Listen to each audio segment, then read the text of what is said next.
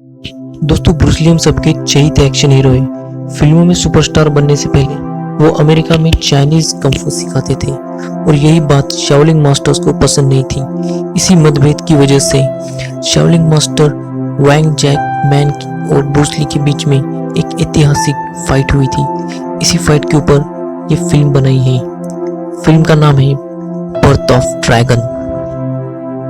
Film की शुरुआत एक फाइट सीन से शुरू होती है। ये fight Shaolin master Wong Jack Man और एक दूसरे शाओलिंग के बीच में होती है और हम देखते हैं कि Shaolin master Wong Jack man दूसरे शाओलिंग मास्टर्स को हरा देते हैं और उसे बुरी तरह से जख्मी कर देते हैं। यहाँ ब्रूस ली अमेरिका में अपने स्टूडेंट्स को कुंफू की ट्रेनिंग दे रहे होते हैं। उनका एक स्टूडेंट वेनी, जिसे जुआ खेलने की बहुत आदत थी, वो जुए में बहुत सारे पैसे हार चुका था। उसे ब्रूस ली समझाते हैं कि मेरे स्टूडेंट जुआ नहीं खेलते और जुआ खेलना जल्दी छोड़ दो। ट्रेनिंग के साथ ब्रूस ली कुछ लो बजट मूवीज भी करते थे। दूसरे दिन उनका एक स्टूडेंट स्टीव ब्रूस ली से आके पूछता है, क्या मैं अच्छी कुंफू कर रहा हूँ? तो ब्रूस ली उसके साथ एक छोटी सी फाइट करते हैं और उसे फाइट में हरा के उसे ये समझ देते हैं कि कोई भी फाइट गुस्से से नहीं बल्कि शांत दिमाग से करनी चाहिए, तभी तुम्हारी जीत होगी। यहाँ वेनी अपने घर जा रहा होता है और रास्ते में कुछ गुंडे उसे घेर लेते हैं और अपने जुए में हारे हुए पैसे उसे वापस मांगते हैं और वेनी के मना करने पर वो उसके मारने लगते हैं। तभी ब्रूस ली वहां आ जाते हैं और उन गुंडों के साथ फाइट करके वेनी को बचा लेते हैं। दोस्तों, यहाँ एक जबरदस्त फाइट सीन होता है जो मूवी का सबसे पहला फाइट सीन है और इसमें ब्रूस ली की मूवमेंट इतनी फास्ट है कि आपको शायद इस स्लो मोशन करके देखनी पड़ेगी। अगले दिन वेनी स्टीव को एक न्यूज बताता है कि Shaolin master Wong Jack Man America आ रहे हैं और ये बात सुन के स्टीव बहुत खुश होता है क्योंकि वो उनसे मिलना चाहता था। अगले दिन स्टीव वॉन्ग जैक मैन से मिलने के लिए जाता है और वो उन्हें बताता है कि वो उनका बहुत बड़ा फैन है और वो उनसे कुंफू सीखना चाहता है।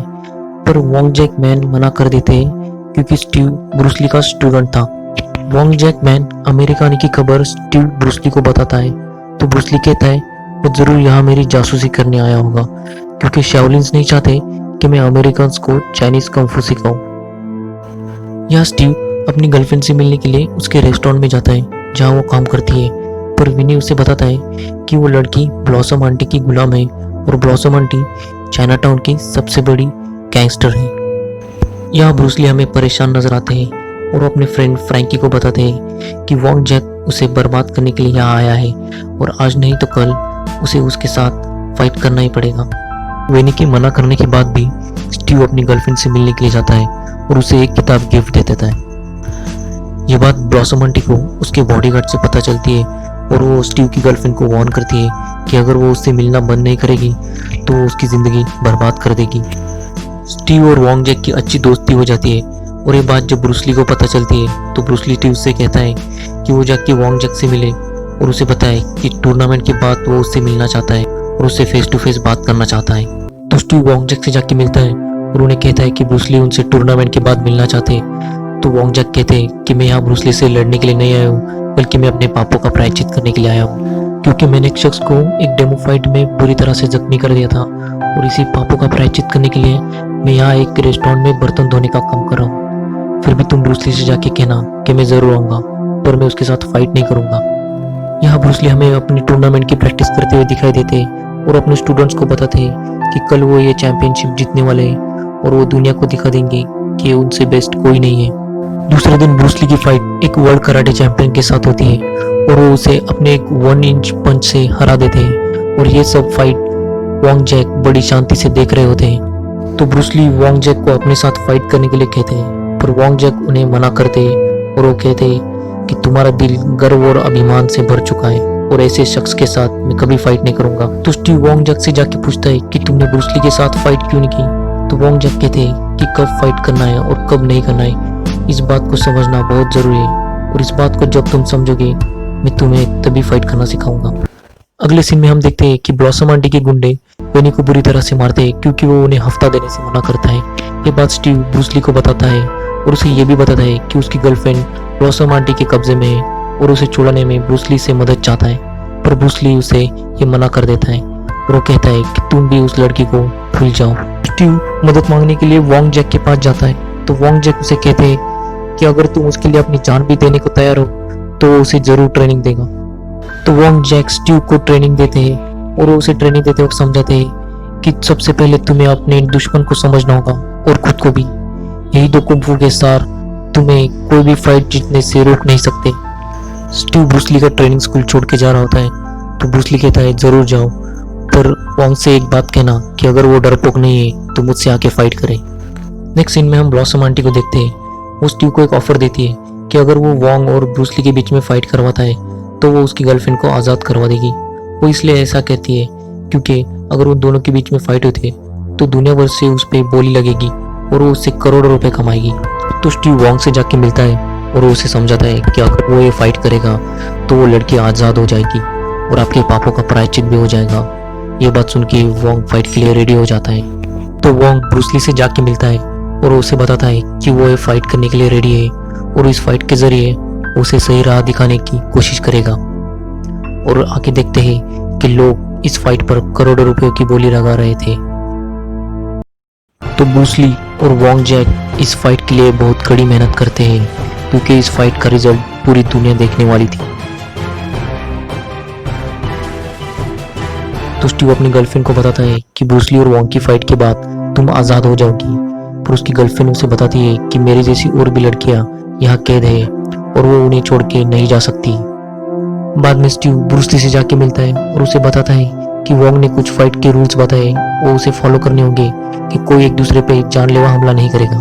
पर ब्रूस ली कहता है कि मैं कोई रूल्स फॉलो नहीं करूंगा और जरूरत पड़े तो मैं उसकी जान भी ले सकता हूँ। फाइट देखने के लिए बहुत सारे लोग दूसरे देशों से अमेरिका आ चुके थे और वॉन्ग जैक ये चाहते थे कि इस फाइट की वजह से कुंफू दुनिया भर में मशहूर हो जाए। फाइट का दिन आता है और वहाँ ब्लॉसम आंटी, स्टीव और कुछ बड़े बिजनेसमैन ये फाइट देखने के लिए आए होते हैं। और ब्रूस ली वॉन्ग से कहता है क्या तुम्हें लगता है कि तुम मुझे मार सकते हो? तो वॉन्ग कहता है कि मेरी ऐसी कोई तमन्ना नहीं है कि तुम्हें मार दूं।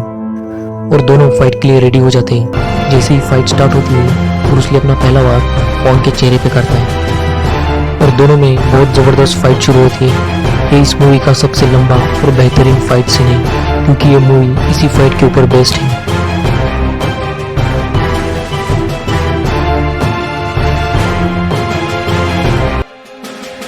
फाइट के बीच ब्रूस ली वॉन्ग से पूछते हैं कि तुम ढंग से फाइट क्यों नहीं कर रहे? तो वॉन्ग जवाब देते कि मैं तुम्हें ज़्यादा चोट नहीं पहुंचाना चाहता। इस फाइट से हमें यह समझ आता है कि ब्रूस ली बहुत ही गुस्से में फाइट करते हैं पर वॉन्ग अपने शांत दिमाग से फाइट करते हैं। सभी लोग बड़ी हैरत से ये फाइट देख रहे होते हैं कि ये फाइट कौन जीतेगा। तभी वॉन्ग को एक मौका मिलता है कि वो ब्रूस ली को हरा सकते थे, पर वो ऐसा नहीं करते क्योंकि वो ब्रूस ली को मारकर नहीं बल्कि सही राह दिखाकर ये फाइट जीतना चाहते थे। बहुत देर फाइट चलने के बाद वो दोनों रुक जाते हैं। तो ब्लॉसम आंटी उनसे पूछती है कि तुम दोनों में से कौन जीता? इसका जवाब मुझे चाहिए। पर दोनों में से कोई जवाब नहीं देता।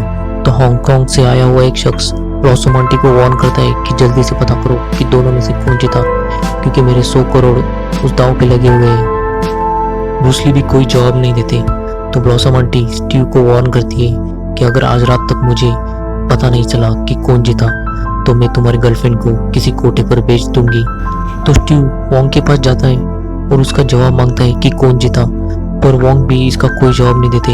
तो स्टीव गुस्से में आकर अकेला ही उसकी गर्लफ्रेंड को छुड़ाने के लिए ब्लॉसम आंटी के अड्डे पे चला जाता है और बुरी तरह से मार खाता है। ब्रूस ली वॉन्ग के पास जाते हैं और उसे कहते हैं कि स्टीव अकेला ही उसे बचाने के लिए गया है और वो खतरे में, तो हम दोनों को जाके उसकी हेल्प करनी चाहिए क्योंकि वो हमारा स्टूडेंट है।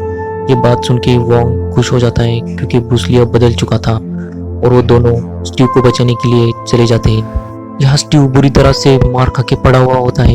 तभी ब्रूस ली और वॉन्ग वहाँ आते और उसे कहते कि तुम यही रुकना, हम उन गुंडों से निपट लेंगे। और वो अंदर जाते हैं और अंदर जाते ही उन गुंडों की धुलाई चालू कर देते हैं। दोस्तों ये मूवी का सबसे लास्ट और ज़बरदस्त फाइट सीन है क्योंकि यहाँ पे ब्लॉसम आंटी के ये खास बॉडीगार्ड्स ब्रूस ली और वॉन्ग को बहुत ही टफ फाइट देते हैं। इसके बावजूद ब्रूस ली और वॉन्ग उन दोनों के साथ फाइट करके सबको मार गिरा देते हैं और वो ब्लॉसम आंटी के रूम में एंटर करते हैं और सब लड़कियों को आज़ाद करने के लिए कहते हैं। तो वो गैंगस्टर उनसे पूछता है कि तुम दोनों में से कौन जीता ये बताओ, तभी हम सब लड़कियों को आज़ाद करवा देंगे।